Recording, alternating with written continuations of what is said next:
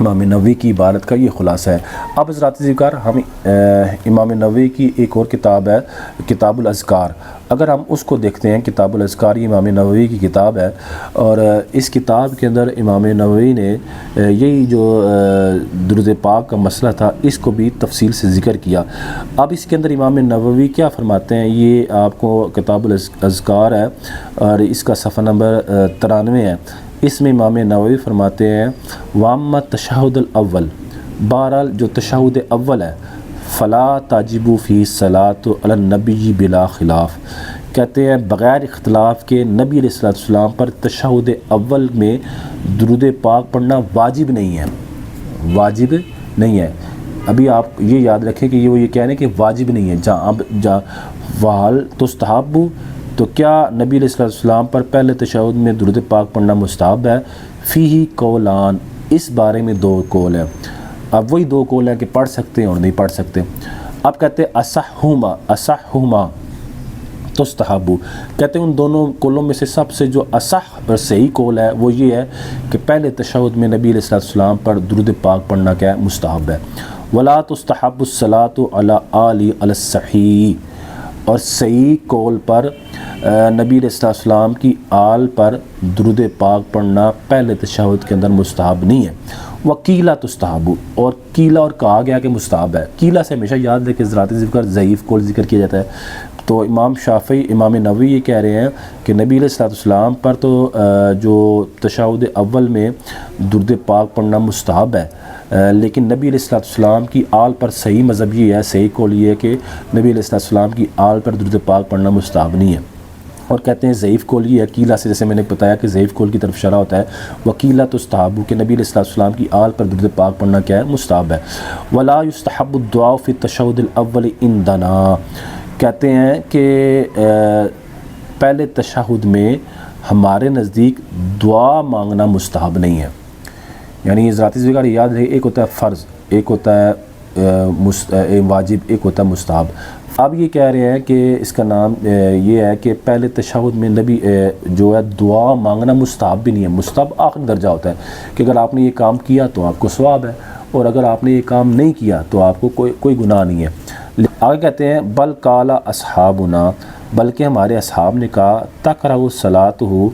لأنہ مبنی علی تخفیف، کہتے ہیں کہ ہمارے اصحاب نے یہ کہا ہے کہ اس طرح نماز مکروہ ہو جائے گی، یعنی پہلے تشہد کے اندر کوئی اگر دعا مانگتا ہے تو اس طرح اگر وہ دعا مانگتا ہے تو اس کی نماز کیا ہوگی؟ مکروہ ہوگی۔ کیوں؟ لأنہ مبنی علی التخفیف، کیونکہ پہلا تشہد ہے وہ تخفیف پر مبنی ہے، یعنی پہلے تشہد کے اندر شریعت کا جو مطالبہ ہے، رسول اللہ صلی اللہ علیہ وسلم کا جو مطالبہ ہے وہ یہ ہے کہ تخفیف کی جائے، یعنی کم سے کم پڑھا جائے، خلاف تشہد الاخیر، برخلاف آخری تشہد کے، واللہ عالم، اور اللہ تعالیٰ بہترین جانتا ہے۔ حضرات ذکر یہ جو میں نے آپ کے سامنے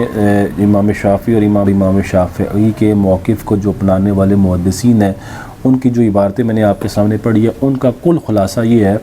کہ یہ کہنا یہ چاہتے ہیں کہ پہلے تشہد کے اندر التحیات کے بعد درود پاک کیا کیا جائے گا؟ پڑھا جائے گا،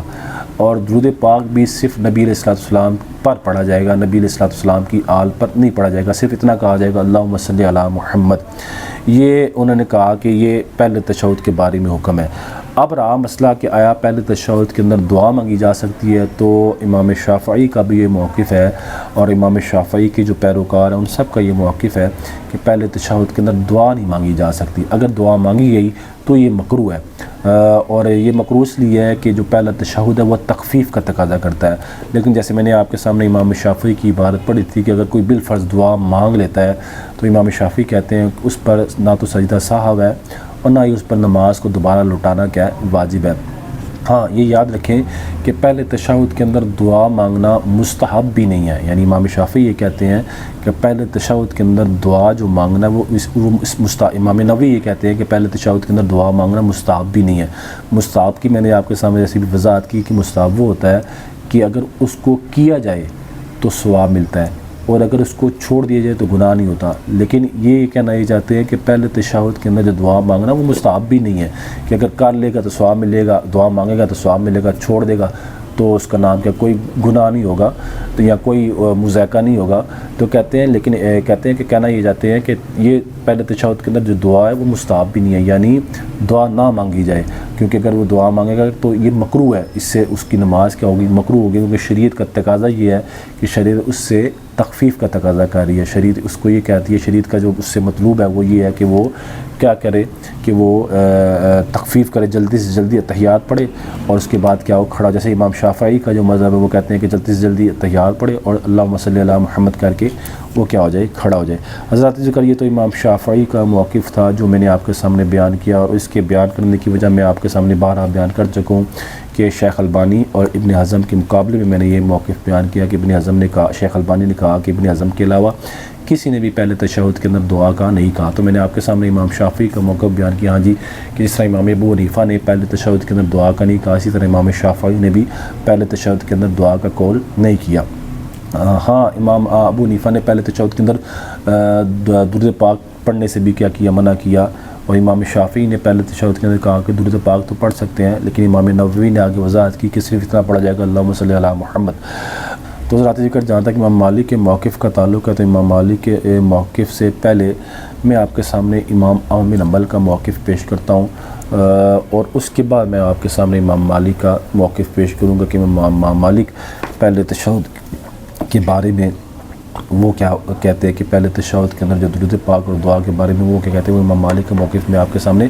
بعد میں پڑھوں گا. اب سب سے پہلے میں آپ کے سامنے امام احمد بن حنبل کا موقف پیش کرتا ہوں کہ امام احمد بن حنبل پہلے تشہد کے اندر درود پاک اور دعا کے بارے میں کیا کہتے ہیں.